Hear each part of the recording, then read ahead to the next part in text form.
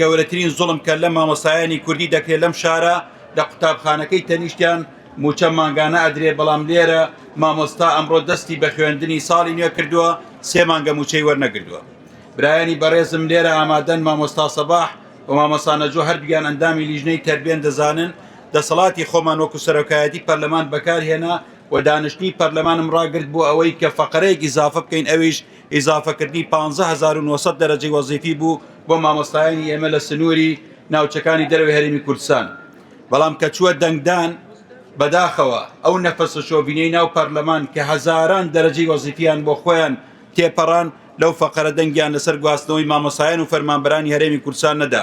بەمەش زوڵمێکی گەورەیان لە مامۆستایانی ئێمە کرد بەوەی کە لە ناوچەکانی دەرەوەی هەرێمی کوردستانن، بەڵام موچەکانیان لەسەر هەرێمی کوردستانەوە موچەکانیان دواکەوێەوە ڕوبەڕووی ئەو بیرە شۆڤینێشە بنەوە. تەنانەت ئەگەر بەبییرتان بێ ئاڵای کوردستانیان لێ قەدەغەکرابووە تا و کاتێک کە ئێمە بەتوندی ڕوبەڕووی ئەو لایەنە ببووینەوە، تەنانەت مامۆستا هەبوو لێرە لەگەڵکە کوردیەکان لەسەر هەڵکردنی ئاڵای کوردستان دەستگیر کرابووە، تەدەخولمان کرد. بۆیە ئێمە لێرەین بۆ خزمەتکردنی ئێوە.